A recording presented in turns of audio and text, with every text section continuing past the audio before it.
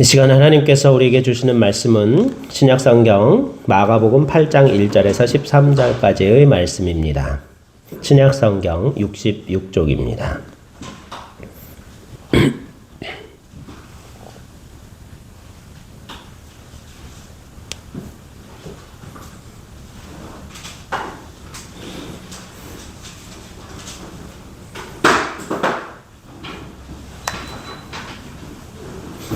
마가복음 8장 1절에서 13절까지 말씀 봉독해 드리겠습니다.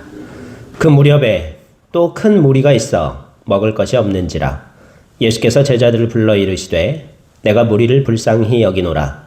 그들이 나와 함께 있은지 이미 사흘이 지났으나 먹을 것이 없도다. 만일 내가 그들을 굶겨 집으로 보내면 길에서 기진하리라. 그 중에는 멀리서 온 사람들도 있느니라.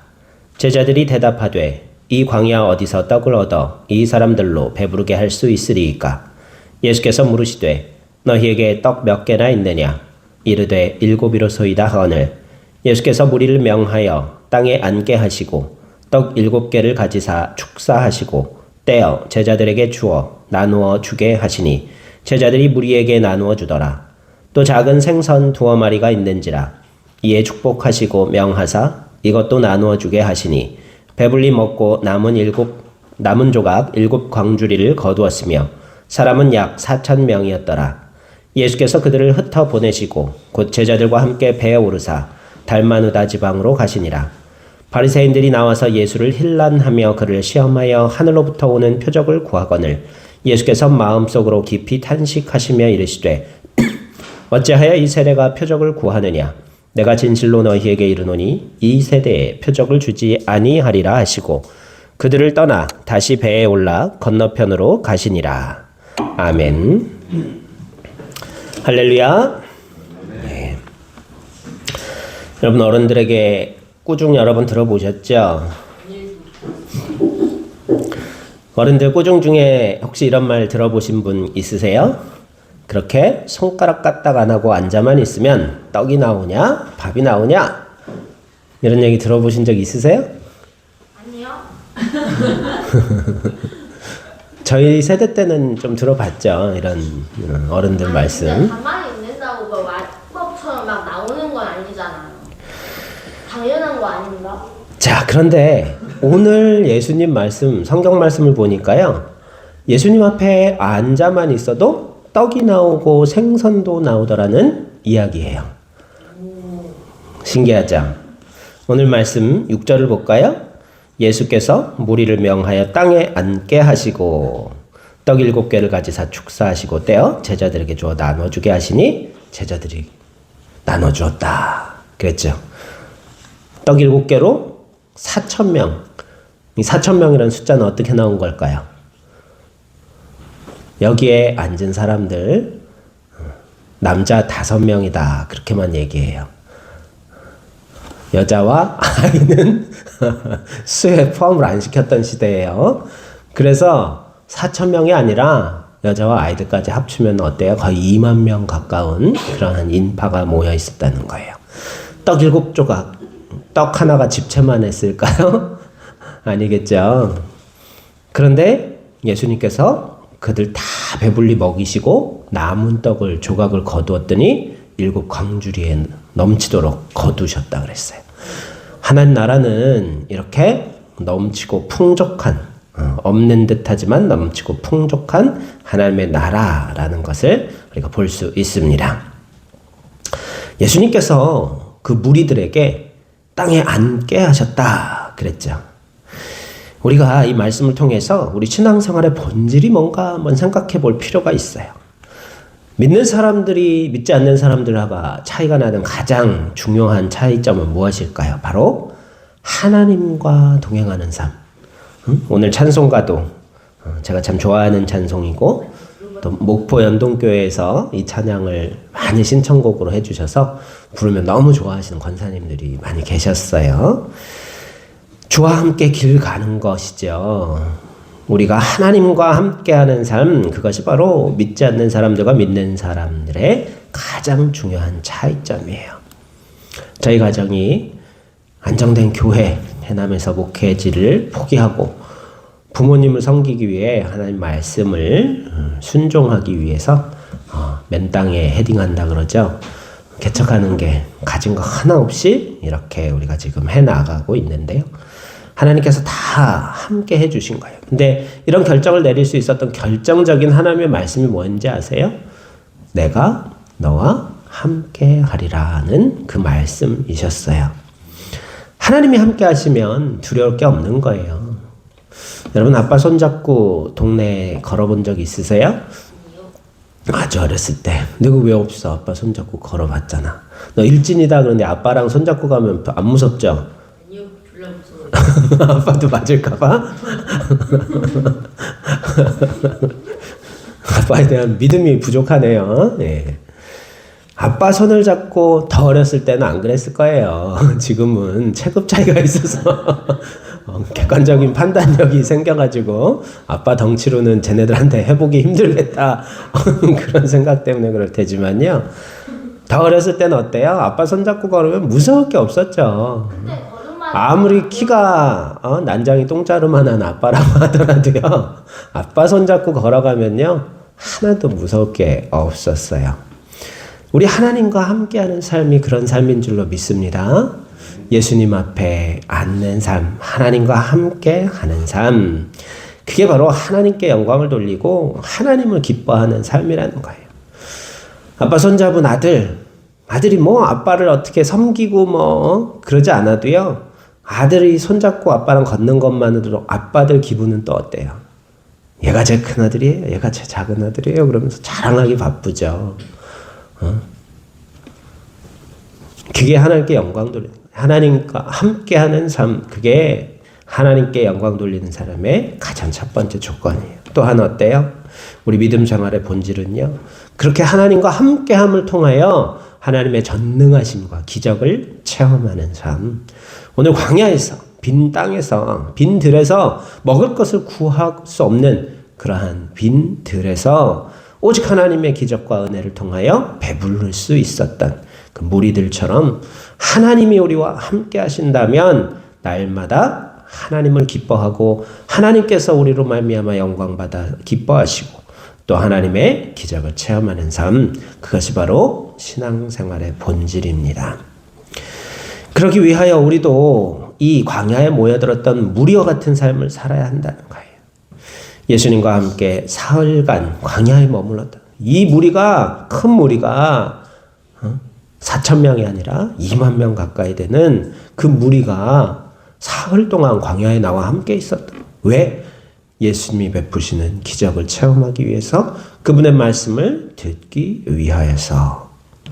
그래서 이제는 그들이 챙겨왔던 음식들도 다 떨어지고 이대로 돌려보내서는 광야길 도로 집으로 걸어가다가 기진할까봐 예수님께서 그들을 불쌍히 여기고는 기적을 베푸셔서 떡을 나누어 주셨죠.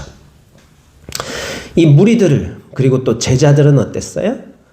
예수님의 기적의 음식을 받아서 또 이들에게, 무리들에게 나누어 먹였던 사람들이 제자들이라는 거예요. 오늘날 예수 그리스도의 제자 어때요? 주님의 말씀, 기적을 체험하고 말씀을 듣기 위해서 모여든 많은 무리들에게 이 떡을 받아서, 예수님으로부터, 주님으로부터 이 떡을 받아서 나눠줄 수 있는 사람이 제자의 소명이라는 거예요. 저와 여러분 제자인 줄로 믿습니다. 무리가 아니에요. 우리는 제자예요. 이제 주님으로 은혜로 받은 우리의 말씀의 생명의 떡을 무리들에게 나누어 줄 수 있는 제자의 삶을 사는 은혜가 있기를 간절히 소망합니다. 예수님께서 이 무리를 불쌍히 여기심으로 가장 먼저 하신 일이 뭐예요? 앉히셨어요. 그렇죠? 우리가 어떨 때 어떤 사람 앞에 앉습니까? 말씀을 들을 때, 말씀을 읽을 때, 또 기도할 때, 하나님 앞에 예배드릴 때 우리가 주님 앞에 앉는다는 거예요. 하나님의 은혜 앞에 오직 수동적인 자세로 우리가 앉아 겸손히 기다리는 것이 바로 예수님 앞에 앉는다는 의미인 줄로 믿습니다. 여러분, 하루에 얼마나 많은 시간 주님 앞에 앉아 계십니까? 주님은 물론 우리 안에 늘 함께 하시고 계세요. 24시간 모든 시간 매분 매충마다 우리와 함께 하시지만요. 우리가 주님 앞에 집중하는 시간은 언제일까요? 하루에 얼마나 될까요? 주님 하면서 다른 모든 근심 걱정들 다 버리고 하나님 앞에 맡겨놓고 오직 하나님께만 집중하여 주님 앞에 앉아있는 시간이 몇 분이나 될까? 우리의 삶을 다시 한번 돌아볼 수 있기를 소망합니다. 하나님과 동행하는 삶. 예수님도요, 많은 무리들을 가르치시고 놀라운 기적을 베푸시고 그러자 광야에서도 많은 무리들이 예수님을 따르고 또 예수님이 어느 집에 들어가시면 그 집 앞에 인파가 몰려들고 병자들을 데리고 와서 밀려가지고 갈 수가 없는 그러한 지경이 되었죠. 그리고 예수님의 기적을 체험한 무리들은 어땠어요? 각박한 세상에서 예수님을 왕으로 삼아서 메시아 삼아갖고 로마의 속박으로부터 벗어나고 자유하고 자기들의 욕심을 다 채우고 싶은 그런 무리들이 많이 있었어요. 예수님도 그런 유혹이 있었다는 거예요. 목사님들도 그래요.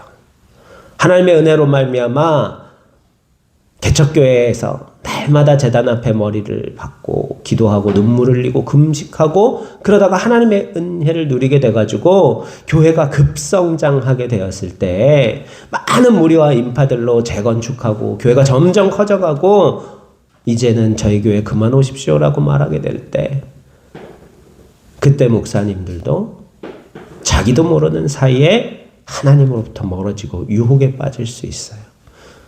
군중들의 요구와 함성, 그것에 미혹될 수 있다는 거예요. 많은 목사님들이 그래서 실족한 경우들이 많습니다. 예수님께도 그런 유혹이 있었다는 거예요. 하지만 예수님께서는 사역 초기부터 그 모든 사탄의 유혹들을 다 이겨내셨던 분이시죠. 그래서 예수님 어떻게 하셨어요? 새벽 미명에 무리와 제자들을 다 내버려 두시고 홀로 산에 올라가셔서 기도하셨다 그러셨어요. 그 유혹들을 이겨내고 아버지의 뜻대로 십자가의 길을 계속 걸어가시기 위해서 예수님도 기도가 필요했고 아버지 하나님 앞에 앉아서 기도하시는 시간이 필요했다는 거예요.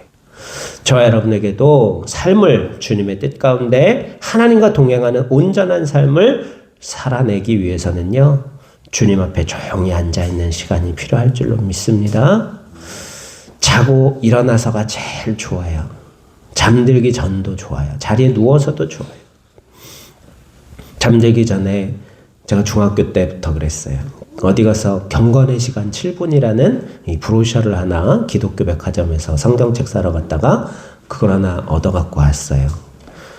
거기서 하루에 7분 동안 하나님 앞에 묵상 시간을 가졌는데 인생이 바뀌고 그 나라가 변화된 그런 간증들이 적혀있는 이 묵상 시간의 소중함에 대해 다룬 그 브로셔였어요.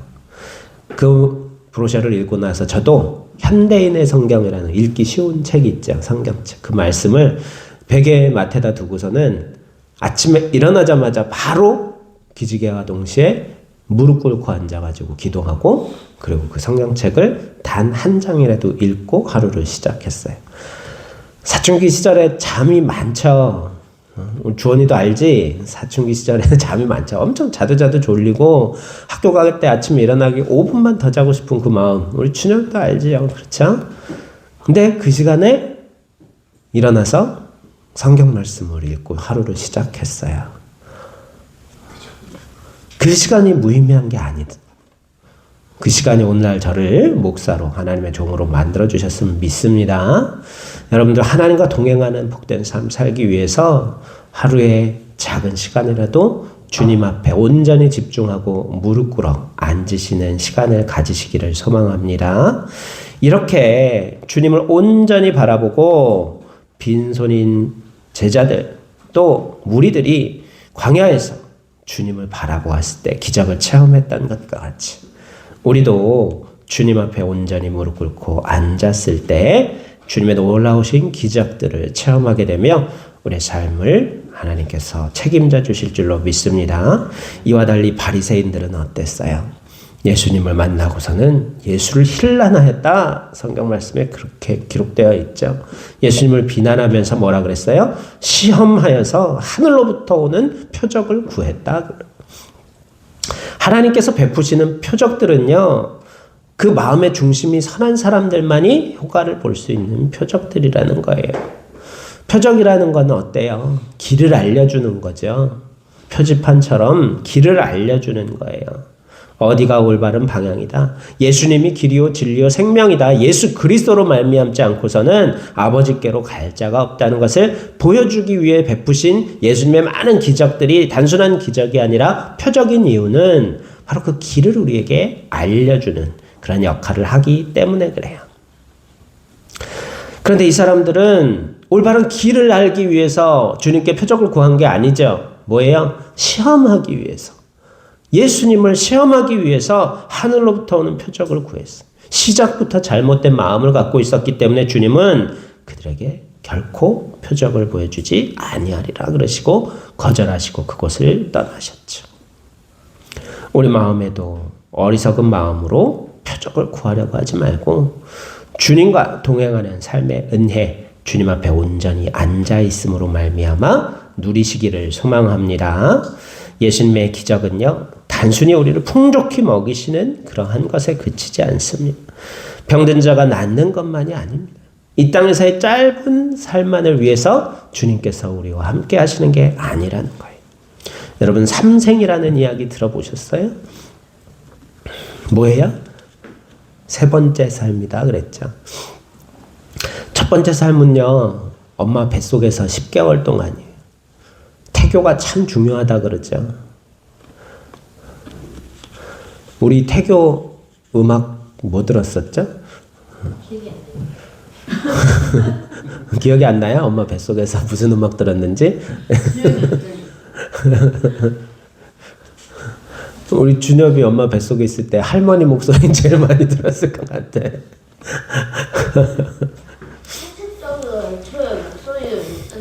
태교 아니야, 다 들어요. 아기 때도 청각이 발달해요. 몇 개월 이상. 그 과학적 기록으로 나온 얘기예요. 아기들도 엄마 뱃속에서 청각이 가장 먼저 발달하기 때문에 소리를 다 듣는데요. 그리고 물속에 있기 때문에 엄마 뱃속 양수 속에 있어서 고음 여성 목소리보다 저음인 남성의 목소리를 더 잘 듣는데요. 그래서 아빠들이 배에다 대고 기쁨아 기쁨아 그렇게 태명을 불러주던 게 아기들의 성장 발육에 그렇게 뇌신경 활성화에 크게 도움이 된대요. 뱃속에서의 태교도 10달 사는 태교도 그렇게 중요한데요. 엄마가 잘못된 약품이나 몸에 해로운 것들을 섭취하게 되면 아기한테 아주 큰 영향을 미치게 되잖아요. 그래서 감기 걸려서 약도 함부로 못 먹는 게 임산부들이죠. 엄마들이라는 거예요. 그런데 우리가 살고 있는 이 생애 80평생, 요즘은 100세 시대다라고 이야기하죠. 10개월이 아니라 100년 이 땅에서 사는 삶도요, 전부가 아니라는 거예요. 그 10개월을 잘 크고 살아야 이 100년 세상에서도 건강하게 살 수 있는데요. 우리가 이 100년을 또 잘 살아야 어떻게 해요? 1000년 사는 게 아니라 영생을 산다는 거예요. 그렇지 않으면 100년 살고 끝나는 거예요. 참 안타까운 일이에요. 엄마 뱃속에서 태어나지도 못하고 유산되는 경우가 있잖아요. 가장 슬픈 일이잖아요. 그렇죠? 우리가 주님 우리에게 예비하신 천국의 삶을 실패한다면 그저 80평생에 만족하고 이 땅에서의 삶으로 끝난다면 그 또한 하나님께서 너무나 슬퍼하시는 비극이라는 사실을 기억하면서 주님과 함께함으로 말미암아 우리가 천국을 예비하는 온전한 삶을 살기를 간절히 소망합니다. 이 땅에서의 삶이 화려해 보이죠? 뭐가 제일 화려해요, 여러분? 사람이, 인류가 참 대단하다라고 느끼는 시절이 있어요? 어떤 걸 보면 그런 거 느껴요? 얼마 전에 공상과학 영화를 한국에서 만든 공상과학 승리호라는 공상과학 영화를 보는데요. 63빌딩이 우리가 지금 보기에는 꽤 크잖아요. 그렇죠? 근데 미래에는 63빌딩에 수십 배 높은 큰 건물이 63빌딩을 배경으로 서 있는 그러한 시대가 SF에 나오더라고요. 큰 건물을 보면 그래요? 롯데타워 같은 거 보면 야, 저렇게 높은 건물을 어떻게 사람이 지을까? 응? 또 항공차량 사진 같은 거 보면서 야, 저게 사람이 해놓은 일이구나, 저게. 그런 느낌을 느낄 때가 있죠. 그런데요, 거미가 거미줄 지은 거랑 큰 차이가 없다는 거예요. 하나님 보시기에는. 거미가 거미줄 열심히 지어놓고요. 해남에서 보면요. 거기 난간에 거미줄 지어놓은 게, 조그만 거미줄 지어놓은 게 평소엔 잘 안 보여요. 가늘어서 보이지도 않다가 아침에 이슬 내렸을 때 보면 너무 이뻐요. 어떻게 그렇게 다 육각형인가? 하여튼 거미는 집 지을 때 항상 똑같이 짓는데요. 뭐 거미들이 머리가 좋아서 그렇게 짓는지 하나님이 그렇게 만드셨어요. 거미. 눈에 잘 보이지도 않는 깨알만한 거미도 자기 거미집은 그렇게 똑같이 짓는다는 거예요. 물론 신기하고 하나님의 섭리를 느낄 수 있지만 사람과 곤충과 다를 게 없다는 거예요. 이 땅에서의 생명으로 끝난다면. 우리에게 천국의 삶이 없다면, 하나님과 동행하는 영생의 소망이 없다면 인생들이 아무리 마천루를 짓고 놀라운 건축물들을 지형을 변화시키고 토목건사를 해가지고 막 바다 길을 바꾸고 그런다 하더라도요, 다 곤충과 짐승과 다를 바 없다는 거예요. 깨닫기를 소망합니다. 그것에 만족하지 말기를 소망합니다.